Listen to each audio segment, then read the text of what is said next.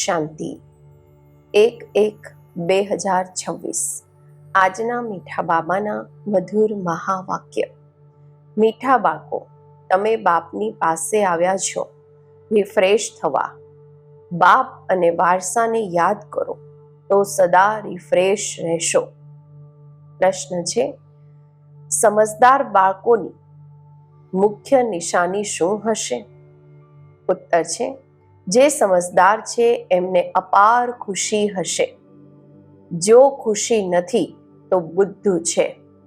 સમજદાર અર્થાત પારસ બુદ્ધિ બનવા વાળા, તે બીજાને પણ પારસ બુદ્ધિ બનાવશે। રૂહાની સર્વિસમાં બિઝી રહેશે।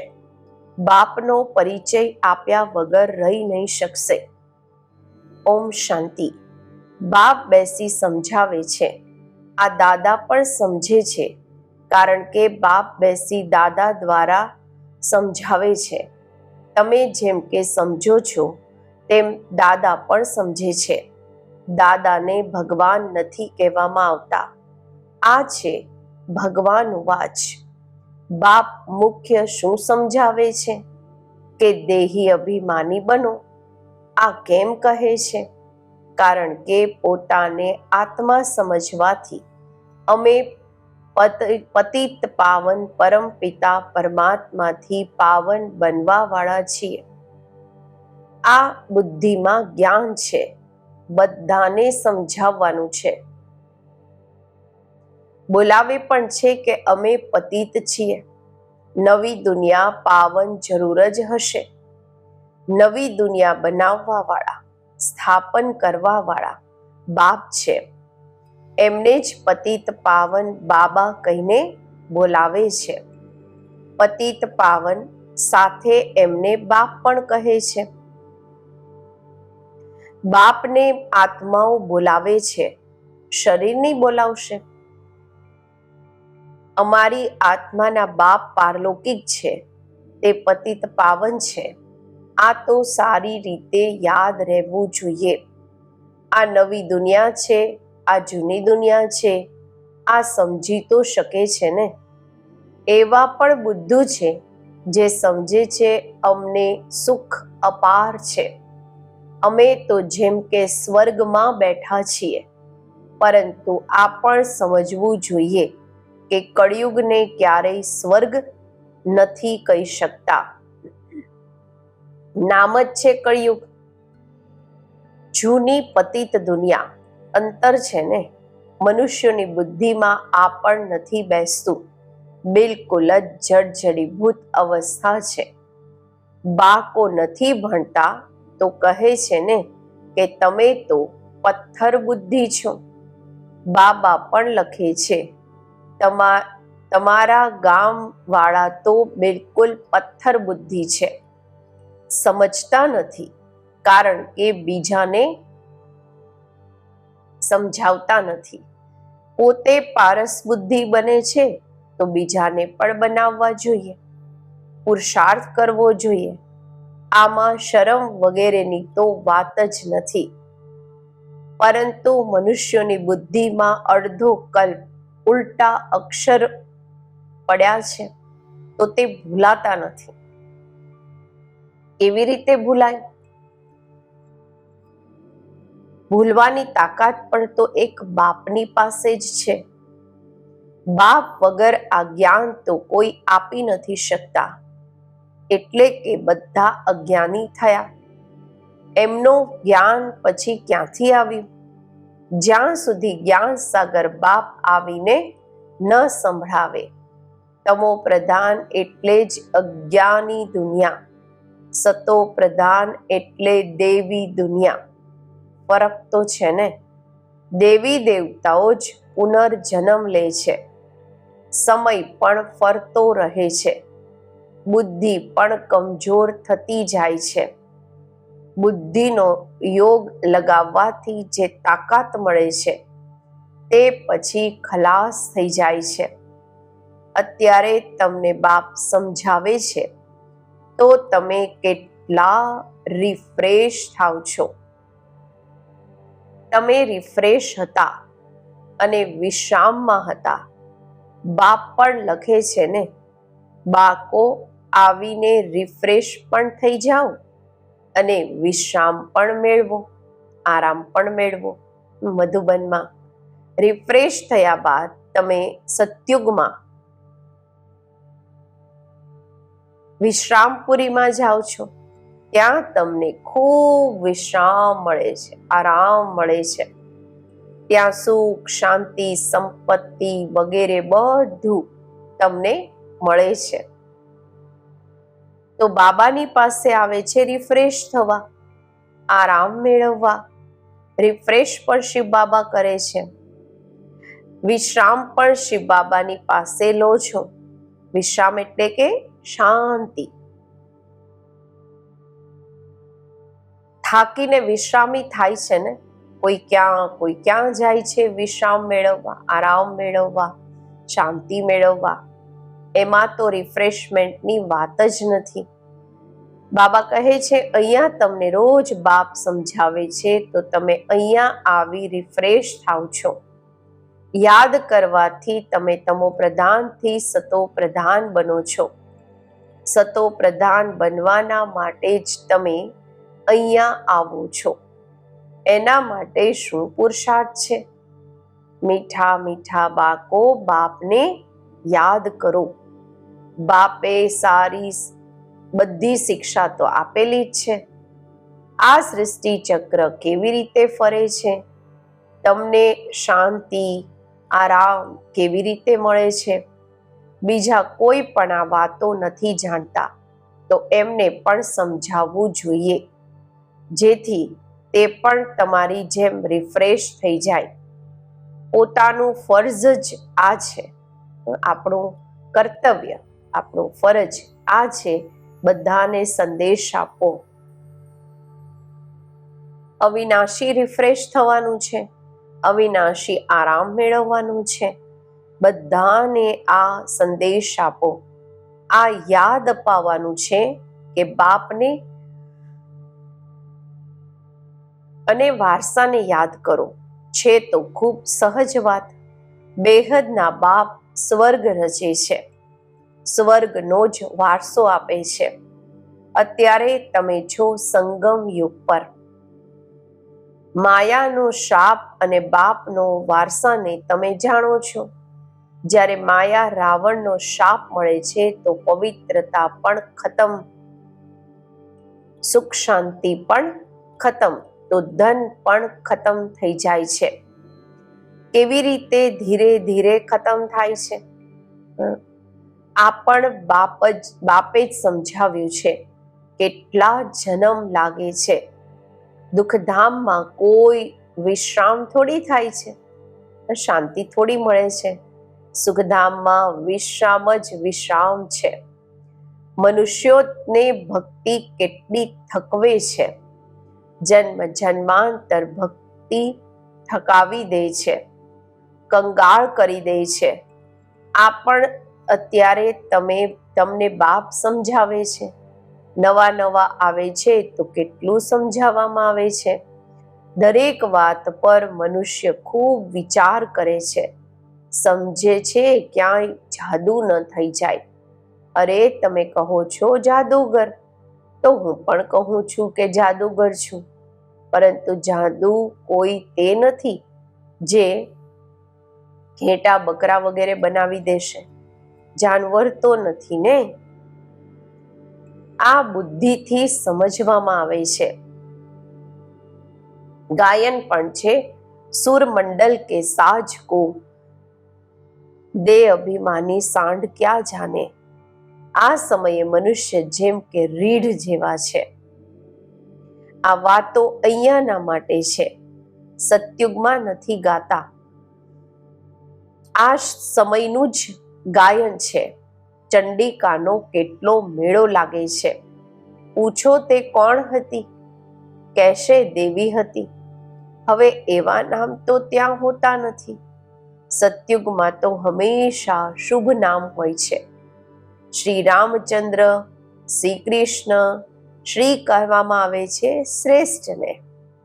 સતયુગી સંપ્રદાયને શ્રેષ્ઠ કહેવામાં આવે છે. કળિયુગી વિશ્વ સંપ્રદાયને શ્રેષ્ઠ કેવી રીતે કહેશે? શ્રી એટલે કે શ્રેષ્ઠ. અત્યારના મનુષ્ય તો શ્રેષ્ઠ છે નહીં. ગાયન પણ છે, મનુષ્ય સે દેવતા કિએ કરત ન લાગી વાર. પછી મનુષ્યથી દેવતાથી મનુષ્ય બને છે, કારણ કે 5 વિકારોમાં જાય છે. રાવણ રાજ્ય મેં બધા મનુષ્ય જ મનુષ્ય છે, ત્યાં છે દેવતાઓ. એમને ડીટી વર્લ્ડ, આને હ્યુમન વર્લ્ડ કહેવામાં આવે છે. આ મનુષ્ય સૃષ્ટિ છે, તે દેવી સૃષ્ટિ છે. ડીટી વર્લ્ડને દિવસ કહેવામાં આવે છે અને આ મનુષ્ય સૃષ્ટિને રાત કહેવામાં આવે છે. દિવસ એટલે અજવાળું, અજવાળાને કહેવાય છે ને. રાત એટલે કે અજ્ઞાન અંધકારને કહેવામાં આવે છે. આ ફરકને તમે જાણો છો, તમે સમજો છો. અમે પહેલા કંઈ પણ નહીં જાણતા હતા. અત્યારે બધી વાતો બુદ્ધિમાં છે. ઋષિ મુનિઓથી પૂછે છે, રચના અને રચનાના આદિ મધ્ય અંતને જાણો છો? તો તે પણ નેતિ નેતિ કરી ગયા. અમે નથી જાણતા, અત્યારે તમે સમજો છો. અમે પણ પહેલા નાસ્તિક હતા, નહોતા જાણતા. બેહદના બાપને નહોતા જાણતા. તે છે અસલ અવિનાશી બાબા, આત્માઓના બાબા. તમે બાળકો જાણો છો, અમે તે બેહદના બાપના બન્યા છીએ, જે ક્યારેય બળતા નથી. અહીંયા તો બધા બળે છે, રાવણને પણ બાળે છે. શરીર છે ને, છતાં પણ આત્માને તો ક્યારેય કોઈ બાળી નહીં શકે. તો બાળકોને બાપ આ ગુપ્ત જ્ઞાન સંભળાવે છે, જે બાપની પાસે જ છે. આ આત્મામાં ગુપ્ત જ્ઞાન છે. આત્મા પણ ગુપ્ત છે. આત્મા આ મુખ દ્વારા બોલે છે. એટલે બાપ કહે છે, બાળકો દેહ અભિમાની મત નહીં બનો. દેહ અભિમાની નહીં બનો, આત્મ અભિમાની બનો. નહીં તો જેમ કે ઉલટા બની જાઓ છો, પોતાને આત્મા ભૂલી જાઓ છો. ડ્રામાના રહસ્યને પણ સારી રીતે સમજવાનું છે. ડ્રામામાં જે નોંધ છે તે હૂબહુ રિપીટ થાય છે. આ કોઈને ખબર નથી. ડ્રામા અનુસાર સેકન્ડ બાય સેકન્ડ કેવી રીતે ચાલતો રહે છે. આ પણ નોલેજ બુદ્ધિમાં છે. આ આકાશનો કોઈ પણ પાર નથી પામી શકતા, ધરતીનો પામી શકે છે. આકાશ સૂક્ષ્મ છે, ધરતી તો સ્થૂળ છે. ઘણી વસ્તુનો પાર પામી નથી શકતા. જ્યારે કે કહે પણ છે, આકાશ જ આકાશ, પાતાળ જ પાતાળ. શાસ્ત્રોમાં સાંભળ્યું છે ને, તો ઉપરમાં જઈને જુએ છે. ત્યાં પણ દુનિયા વસાવવાની કોશિશ કરે છે. દુનિયા વસાવવી તો ઘણી છે ને, ઘણી દુનિયા વસાવી છે. ભારતમાં માત્ર એક જ દેવી દેવતા ધર્મ હતો, બીજા ખંડ વગેરે નહીં હતા. કે તો પછી કેટલું વસાવ્યું છે? તમે વિચાર કરો. ભારતના પણ કેટલા થોડા ટુકડામાં દેવતાઓ હતા. જમનાના કંઠા પર કિનારા પણ હતા. જમનાનો જે કિનારો હોય છે, દિલ્હી પરિસ્તાન હતી. એને કબ્રિસ્તાન કહેવામાં આવે છે, જ્યાં અકાળે મૃત્યુ થતું રહે છે. અમરલોકને પરિસ્તાન કહેવામાં આવે છે. ત્યાં ખૂબ નેચરલ બ્યુટી રહે છે. ભારતને વાસ્તવમાં પરિસ્તાન કહેતા હતા.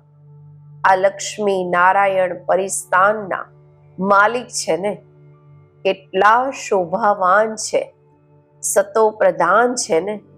નેચરલ બ્યુટી હતી. આત્મા પણ ચમકતી રહે છે. બાળકોને બતાવ્યું હતું કે કૃષ્ણનો જન્મ કેવી રીતે થાય છે. આખા રૂમમાં જેમ કે ચમત્કાર થઈ જાય છે. તો બાપ બાળકોને બેસી સમજાવે છે, અત્યારે તમે પરિસ્તાનમાં જવાના માટે પુરુષાર્થ કરી રહ્યા છો. નંબરવાર તો જરૂર જોઈએ, એક જેવા તો બધા હોઈ ન શકે. વિચાર કરવામાં આવે છે, આટલી નાની આત્મા કેટલો મોટો પાર્ટ ભજવે છે. શરીરથી આત્મા નીકળી જાય છે તો શરીરનું શું હાલ થઈ જાય છે. આખી દુનિયાના એક્ટર્સ તે પાર્ટ ભજવે છે જે અનાદિ બનેલો છે. આ સૃષ્ટિ પણ અનાદિ છે, એમાં દરેકનો પાર્ટ પણ અનાદિ છે. એને તમે વન્ડરફુલ ત્યારે કહો છો જ્યારે કે જાણો છો કે આ સૃષ્ટિરૂપી ઝાડ છે. બાપ કેટલું સારી રીતે સમજાવે છે. ડ્રામામાં છતાં પણ જેમના માટે જેટલો સમય છે એટલો સમજવામાં સમય લે છે. બુદ્ધિમાં ફરક છે ને, આત્મા મન બુદ્ધિ સહિત છે ને, તો કેટલો ફરક રહે છે. બાળકોને ખબર પડે છે અમને સ્કોલરશીપ લેવાની છે, તો દિલની અંદર ખુશી થાય છે ને.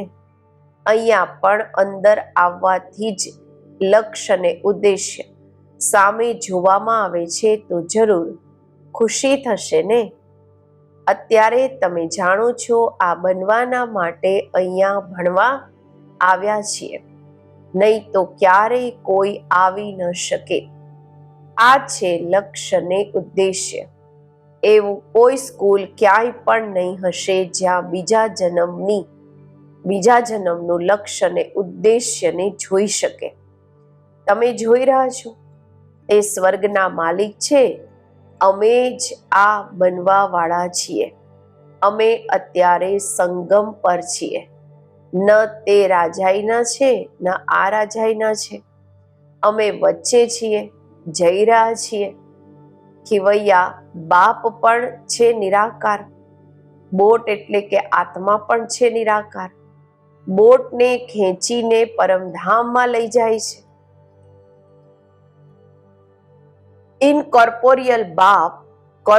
ઇનકોર્પોરિયલ બાળકોને લઈ જાય છે. નિરાકારી બાપ નિરાકારી બાળકોને લઈ જાય છે. બાપ જ બાળકોની સાથે લઈ જાય છે. આ ચક્ર પૂરું થાય છે પછી હુબહુ રિપીટ કરવાનું છે. એક શરીર છોડી બીજું લેશે. નાના બનીને પછી મોટા બનશે. જેમ કેરીની ગોટલીને જમીનમાં નાખી દે છે તો એનાથી પછી કેરી નીકળી આવશે. તે છે હદનું ઝાડ. આ મનુષ્ય સૃષ્ટિરૂપી ઝાડ છે. આને વેરાયટી ઝાડ કહેવામાં આવે છે. સતયુગથી લઈને કળયુગ સુધી બધો પાર્ટ ભજવતા રહે છે. અવિનાશી આત્મા 84ના ચક્રનો પાર્ટ ભજવે છે. લક્ષ્મી નારાયણ હતા જે અત્યારે નથી. ચક્કર લગાવી હવે ફરી આ બને છે. કહેશે પહેલા આ લક્ષ્મી નારાયણ હતા, પછી એમનું આ છે લાસ્ટ જન્મ બ્રહ્મા સરસ્વતી. અત્યારે બધાએ પાછા જરૂર જવાનું છે. સ્વર્ગમાં તો એટલા વ્યક્તિ હતા નહીં. ન ઇસ્લામી ન બૌદ્ધી કોઈ પણ ધર્મવાળા એક્ટર્સ નહીં હતા, સિવાય દેવી દેવતાઓના. આ સમજ પણ કોઈમાં નથી. સમજદારને ટાઇટલ મળવું જોઈએ ને. જેટલા જે ભણે છે નંબરવાર પુરુષાર્થથી પદ મેળવે છે. તો તમને બાળકોને અહીંયા આવવાથી જ આ લક્ષ્ય ઉદ્દેશ્યને જોઈ ખુશી થાય છે. ખુશી થવી જોઈએ. ખુશીનો તો પારાવાર નહીં. પાઠશાળા કે સ્કૂલ હોય તો આવી સ્કૂલ હોવી જોઈએ. છે કેટલી ગુપ્ત પરંતુ જબરદસ્ત પાઠશાળા છે. જેટલું મોટું ભણવાનું એટલી મોટી કોલેજ. ત્યાં બધી ફેસિલિટીઝ મળે છે. આત્માને ભણવાનું છે. પછી ચાહે સોનાના તખ્ત પર ચાહે લાકડીના તખ્ત પર ચડે, બાળકોને કેટલી ખુશી થવી જોઈએ, કારણ કે ભગવાન વાચ છે ને. પહેલા નંબરમાં છે આ વિશ્વના પ્રિન્સ. બાળકોને હવે ખબર પડી છે, કલ્પ કલ્પ બાપ આવીને પોતાનો પરિચય આપે છે. હું આમનામાં પ્રવેશ કરી તમને બાળકોને ભણાવી રહ્યો છું. દેવતાઓમાં જ્ઞાન થોડી હશે. જ્ઞાનથી દેવતા બની ગયા પછી ભણવાની જરૂર નથી. આમાં ખૂબ વિશાળ બુદ્ધિ જોઈએ સમજવાની. અચ્છા, મીઠા મીઠા સિકિલધા બાળકો પ્રત્યે માતા પિતા બાપ દાદાના યાદ, પ્યાર અને ગુડ મોર્નિંગ. રૂહાની બાપના રૂહાની બાળકોને નમસ્તે. આપણે રૂહાની બાળકોના રૂહાની બાપને નમસ્તે. ધારણા માટે મુખ્ય સાર. પહેલું છે, આ પતિત દુનિયાનો બુદ્ધિથી સંન્યાસ કરી જૂની દેહ અને દેહના સંબંધીઓને ભૂલી પોતાની બુદ્ધિ બાપ અને સ્વર્ગ તરફ લગાવવાની છે. બીજું, અવિનાશી વિશ્રામનો, શાંતિનો અનુભવ કરવા માટે બાપ અને વારસાની સ્મૃતિમાં રહેવાનું છે. બધાને બાપનો સંદેશ આપી રિફ્રેશ કરવાના છે. રૂહાની સર્વિસમાં શરમ નથી કરવાની. આજનું વરદાન. સંગઠનમાં એક મત અને એકરસ સ્થિતિ દ્વારા સફળતા પ્રાપ્ત કરવા વાળા સાચા સ્નેહી ભવ. સંગઠનમાં એકે કહ્યું, બીજાએ માન્યું. આ છે સાચો સ્નેહનો રેસ્પોન્ડ. એવા સ્નેહી બાળકોનું એક્ઝામ્પલ જોઈને, ઉદાહરણ જોઈને બીજા પણ સંપર્કમાં આવવાના માટે હિંમત રાખે છે. સંગઠન પણ સેવાનું સાધન બની જાય છે. જ્યાં માયા જુએ છે ત્યાંની યુનિટી સારી છે, ઘેરાવ છે, તો ત્યાં આવવાની હિંમત નથી રાખતી. એક મત અને એકરસ સ્થિતિના સંસ્કાર જ સતયુગમાં એક રાજ્યની સ્થાપના કરે છે. સ્લોગન છે, કર્મ અને યોગનું બેલેન્સ રાખવા વાળા જ સફળ યોગી છે. સંગમયુગી તીવ્ર પુરુષાર્થી ભાઈ બહેનોને નવા યુગની સાથે નવા વર્ષની ખૂબ ખૂબ શુભ બધાઈઓ. નવા વર્ષનો આ 1 જાન્યુઆરી માસ મીઠા સાકાર બાબાની સ્મૃતિઓનો માસ છે. આપણે બધા બાબાના બાળકો અવ્યક્ત વતનની સૂક્ષ્મ લીલાઓનો અનુભવ કરવા તથા સ્વયંને બ્રહ્મા બાપ સમાન સંપન્ન કે સંપૂર્ણ બનાવવા માટે પૂરો જ મહિનો પોતાની બંધન મુક્ત જીવન મુક્ત સ્થિતિ બનાવવા માટે મન અને મુખનું મૌન રાખીએ. બુદ્ધિ બળથી અવ્યક્તિ વતનની સૈર કરીએ. આ લક્ષ્યથી આ મહિનાના અવ્યક્તિ ઈશારા મોકલી રહ્યા છીએ. અવ્યક્ત ઈશારા છે. આ અવ્યક્તિ મહિનામાં બંધન મુક્ત રહી જીવન મુક્ત સ્થિતિનો અનુભવ કરો. બાપ દાદા ઈચ્છે છે મારો એક એક બાળક મુક્તિ જીવન મુક્તિના વારસાના અધિકારી બને. અત્યારના અભ્યાસની સતયુગમાં નેચરલ લાઈફ હશે, પરંતુ વારસાનો અધિકાર અત્યારે સંગમ પર છે. એટલે જો કોઈ પણ બંધન ખેંચાય છે તો કારણ વિચારો અને નિવારણ કરો. ઓમ શાંતિ.